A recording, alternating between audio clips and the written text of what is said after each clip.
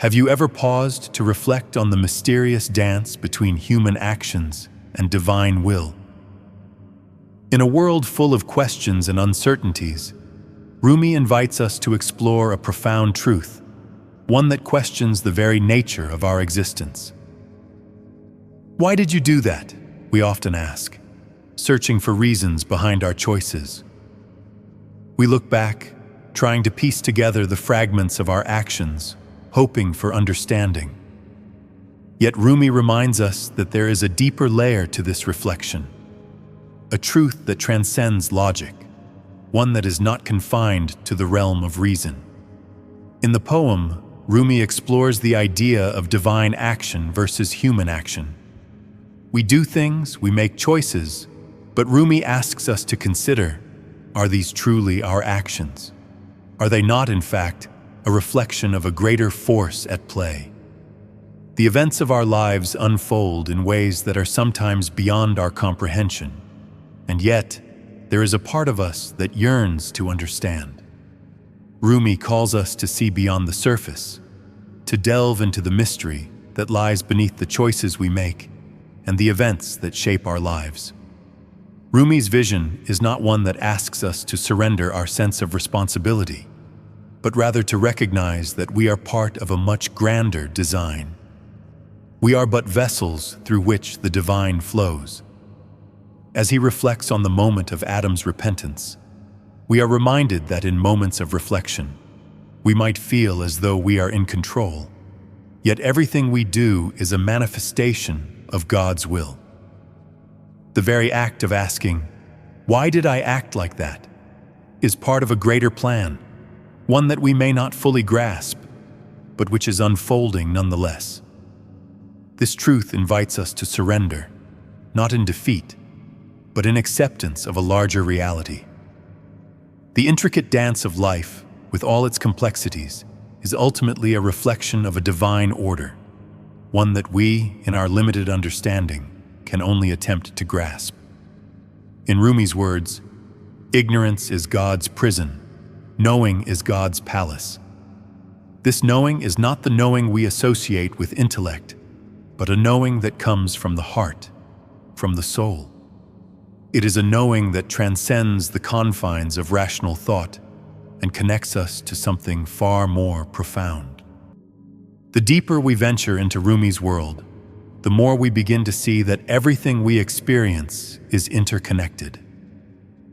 We may feel we are free to choose, to act independently, but Rumi reminds us that our free will is not separate from the divine will. It is part of it. We may think that we are the ones controlling our actions, but in truth, we are like instruments in a larger symphony, each note played with purpose, even when we cannot hear the melody. Rumi uses the metaphor of two hands trembling. One shakes with palsy, the other in response to being slapped away. Both actions come from God, yet we often experience guilt for one and justification for the other. Why this difference? Is it not the same force that moves both hands? Rumi invites us to consider this paradox, this dance between what we perceive as our actions and what we understand as divine will. The idea of guilt and justification in our lives often arises from our limited perspective. We judge actions based on their outcomes, based on how they align with our expectations. But Rumi challenges us to see beyond these judgments, to understand that both peace and conflict, joy and sorrow, are contained within the same divine source. It is easy to view ourselves as separate from God's actions, but Rumi reminds us that we are always within God's embrace, always a part of the divine flow. Through this lens, we begin to see the interconnectedness of everything. In our moments of peace and turmoil, we are never truly alone, for we are always within God's presence. And He is with you wherever you are, says Rumi. But have we ever truly left this presence? Rumi's words ask us to reconsider the notion of separation, to recognize that we are always in the divine hand, always part of a greater whole. We will now explore how Rumi's wisdom calls us to let go of the illusion of separation and embrace the unity of all existence. But before we move on, let this truth sink in. You are never apart from the divine. You are always in God's open hand, waking up from a slumber of ignorance into the light of knowing. The question is, are you ready to see it? Rumi tells us that ignorance is like a prison. It confines us, locks us away in the narrow space of our own limited vision. In that state, we live thinking we are separate from one another, separate from nature, and separate from God. Yet knowledge, true knowledge, is liberation. It opens the doors of that prison and reveals a vast palace, radiant and boundless. And in that palace, we realize we were never apart, never disconnected, only asleep to the truth. Think about how often we define ourselves by what is around us: our relationships, our possessions, our status. Rumi challenges us here. When you are with everyone but not with the divine, you are actually with no one. But when you are alone with the divine, then you are with everyone. The paradox points to a deeper reality. When you dissolve the illusion of separation, you step into unity. And in unity, there is no me and them, no boundaries, no division, only the one. This is the heart of Rumi's teaching. We are not just individuals trying to survive in a world of strangers. We are threads woven into a single fabric, currents in one ocean, sparks from one fire. To recognize this is to wake from the dream of isolation into the truth of oneness. And yet, paradoxically, when you become everything, you also become nothing, because the self you once clung to dissolves. What remains is emptiness, but not emptiness as lack. This emptiness is fullness, an openness that holds all things. The word emptiness often carries a sense of loss, a void, something missing. But in Rumi's vision, emptiness is the most profound form of freedom. It is the state where the ego, with all its endless claims and anxieties, falls silent. When the I is emptied, the heart becomes vast enough to contain the universe. You are no longer trapped in the smallness of personal concerns, but open to the boundless flow of divine presence. To live this emptiness is to embody humility. It is to recognize that everything we do, everything we feel, is already within God's hand. We weep, but it is God's rain. We laugh, but it is God's lightning. Even our struggles and battles, even our peace are movements within the same source. Nothing is outside it. And when nothing is outside, then what are we? Nothing, and yet also everything, because in emptiness we become the vessel of divine fullness. This wisdom is not meant to paralyze us. It does not ask us to sit idle, shrugging at life as though nothing matters. Instead, it asks us to live with reverence, to recognize that each act, kindness, respect, sweetness, returns to us multiplied. Whoever acts with respect will be respected. Whoever brings sweetness will taste sweetness. This is not superstition. It is the reflection of divine order manifesting in human life. Rumi's call is simple. Bring love, bring reverence, and see how the world itself responds. At this point, Rumi leaves us with a choice: remain bound by the endless cycle of questioning and analysis, or step into a way of seeing that is not about logic, but about wonder. The intellect can take us only so far. It can argue, dissect, explain, but it cannot cross the threshold into the realm of union. That requires a different posture, not analysis, but surrender, not calculation, but awe. It is here that the true meaning of emptiness shines. It is the doorway into wonder, the path into the heart of the mystery. We begin to see that what we once called mine is not ours at all. Our laughter, our tears, our very breath, all are movements of God within us. To see this is to realize we are never abandoned, never separate, never empty in the sense of void. We are empty only of illusion, and in that emptiness, everything flows in. This is the paradox that Rumi invites us to embrace. When you are emptied, you are finally full. Rumi's wisdom is never abstract. Poetry meant only for admiration. It is a living fire meant to burn away illusions and awaken the soul. When he speaks of emptiness, he is guiding us toward a shift in how we live every single day. To recognize that all things unfold within God is not to detach from life, but to engage with it more deeply. Suddenly, even the smallest act, a smile, a word of kindness, a moment of patience, becomes sacred, because you realize it is not you alone acting, but the divine acting through you.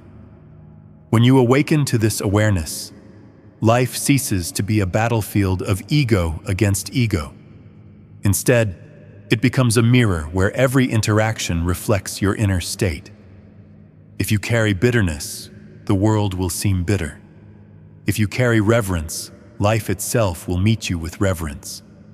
This is the secret Rumi slips into his verses. Whoever brings sweetness will be served sweetness. In other words, the world echoes back what you offer, not because of superstition, but because all is bound in the same unity. Humility, then, becomes not weakness, but strength. Adam, when confronted with his mistake, did not claim excuses. He bowed in reverence, saying, "We did this to ourselves," and that humility opened the door to God's mercy. Contrast this with Satan, who deflected blame and lost his place. Rumi is showing us that humility is the key that unlocks grace. When you accept responsibility with reverence, the divine responds with compassion. When you cloak yourself in arrogance, you cut yourself off from the flow of mercy. This is the lesson Rumi wants us to embody. In emptiness, humility, and reverence, the heart becomes fertile soil, and from that soil springs wisdom, love, and the ability to see the world not as fragmented chaos, but as a reflection of divine order. This kind of seeing does not come from books, theories, or endless arguments. It comes from a quiet heart, emptied of pride, open to what flows through it. Rumi takes us further. He reminds us, and he is with you wherever you are. But then he asks, have you ever really left this presence? The truth is, you have never been outside it. Even in your moments of deepest despair, even when you felt abandoned, you were still in God's open hand. You may not have seen it because your vision was clouded by fear or grief, but the hand was there, holding you. It has always been there. This awakening changes how you live. Suddenly, you realize you are never alone. You are never powerless. You are never without meaning, because you are part of something infinite, carried in a current far greater than yourself. And in that realization, the anxiety of control begins to fade. You do what you can with sincerity, but you no longer believe the weight of the universe rests on your shoulders. You walk with a lighter step because you know you walk in companionship with the divine. At last, Rumi leaves us standing before the mystery of emptiness. But now we understand. It is not emptiness as void, but emptiness as fullness. When the ego is silenced, when pride dissolves, when separation is unmasked as illusion, what remains is spaciousness, openness, freedom. You are nothing, yes, but in being nothing, you are everything. Because in emptiness, the heart can hold the world. In emptiness, the self becomes a clear mirror where the divine can reflect without distortion. And so, Rumi whispers, stop clinging. Stop grasping at explanations, at control, at endless judgments. Empty yourself, and you will discover you were never lacking. You will discover that the palace of knowing has always been waiting for you. You will discover that what you called me was always already within God's embrace. Rumi does not leave us in theory. He places us at the threshold of transformation, asking us to walk through it. His teaching is both unsettling and comforting. Unsettling because it strips us of the illusion that we are in control. Comforting because it reveals that we are always held. When you see that your laughter is God's lightning, your tears, God's rain, your struggles and your peace, both movements within the same embrace, you begin to live differently. You begin to honor others not because it benefits you, but because honoring them is honoring the one who lives through them. You begin to treat each moment, each breath as sacred. You begin to step lightly, not because life is fragile, but because it is holy. And in this shift, emptiness is no longer a frightening void. It becomes the ground on which true freedom stands. Think of it this way. The heart is a mirror. When it is fogged with ego, pride, and endless desire, it cannot reflect clearly. But when it is polished through emptiness, humility, and reverence, it shines. It reflects the divine without distortion. And in that reflection, you no longer see yourself in the small, limited sense. You see the one shining through you and through all beings.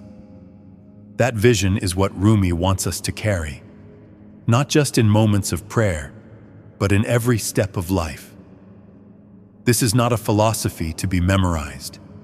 It is a way of being. It is a call to live awake, to see the divine presence not as a distant idea, but as the very reality breathing through you right now. So, what will you do with this vision? Will you continue to walk in the prison of ignorance, clinging to the illusion of separation? Or will you open the door to the palace of knowing? Will you remain bound to the smallness of ego?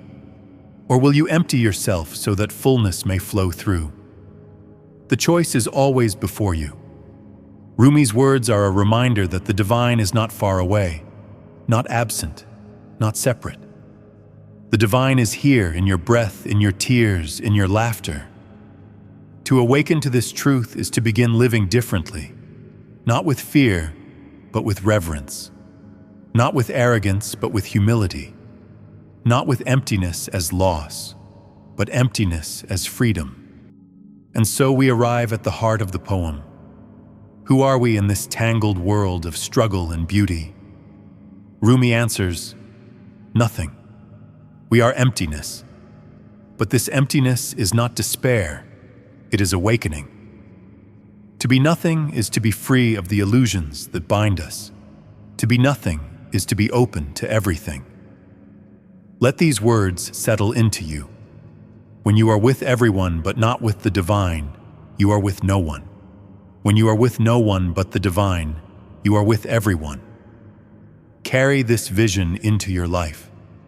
See yourself not as separate, but as part of the whole. Treat others with reverence, knowing that in honoring them, you honor the source. And when the ego whispers for control, for excuses, for pride, return to emptiness. Return to the mirror of the heart. Return to the open hand of the divine that has never let you go. Because in the end, what Rumi wanted to show us is not just a poem. It is a way home. A way back to who we truly are. Not separate, not fragmented, not lost, but whole, connected, and free. And as you step away from these words, may you walk lighter, love deeper, and live awake. For emptiness is not the end, it is the beginning.